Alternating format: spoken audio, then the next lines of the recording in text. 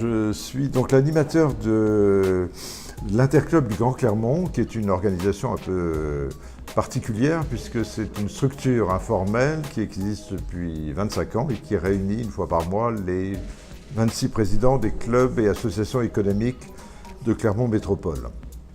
L'idée, c'est de pouvoir influencer les décisions qui sont prises sur un plan économique, politique et social, et en étant une force d'interpellation. Et donc, une fois par mois, j'invite en fait un invité qui représente tout ce qui touche à l'attractivité du Grand Clermont. Bon, je suis parallèlement animateur du club APM Auvergne Nouveau Monde, qui est un club de dirigeants dont le but est le progrès de l'entreprise par le progrès du dirigeant, et j'exerce l'activité de conseil en orientation. C'est une vieille passion qui a pour moi l'intérêt d'aider les gens en fait à se réaliser en sachant trouver leur propre singularité dans l'entreprise, dans le monde du travail, pour pouvoir s'épanouir.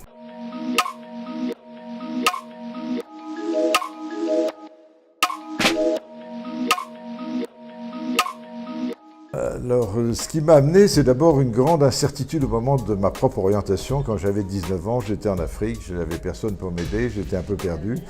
Et j'ai été très désorienté et ça m'a beaucoup interpellé par la suite. Je me suis aperçu que, effectivement, faire des choses qui ne nous convenaient pas, on mettait beaucoup de temps et pour avoir un résultat qui n'était pas très tangible en termes de confiance en soi. Donc ça a été un leitmotiv pendant toute ma carrière qui s'est déroulé dans la banque, dans l'assurance, et ensuite dans des groupes de protection sociale avec un passage dans le consulting, dans des postes de responsabilité, mais toujours axé sur le changement. J'ai beaucoup été dans des structures à un moment où elles devaient fusionner avec d'autres groupes, et donc j'ai encadré jusqu'à 140 personnes dans des structures, voilà, où je me suis beaucoup axé à la relation, au management, beaucoup plus qu'à la technique, qui n'a jamais été mon fort, et beaucoup sur la possibilité d'échanger, de communiquer, de travailler, de développer de l'intelligence collective. Voilà.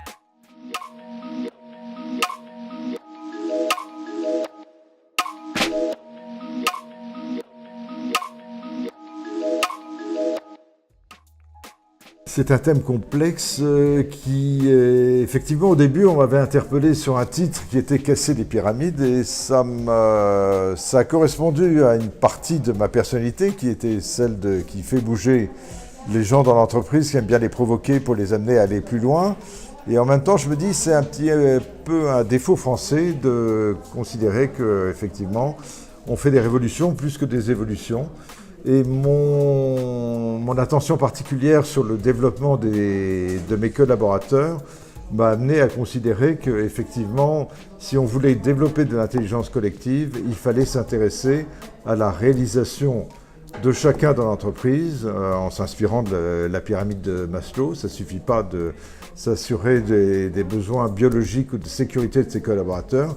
Il faut les entraîner sur un sentiment d'appartenance, sur un sentiment d'estime et aboutir sur la réalisation de ce qu'ils sont. C'est à partir de ce moment, quand ils ont pris confiance dans leur singularité professionnelle, qu'ils sont aptes de façon humble à travailler et à développer de l'intelligence collective.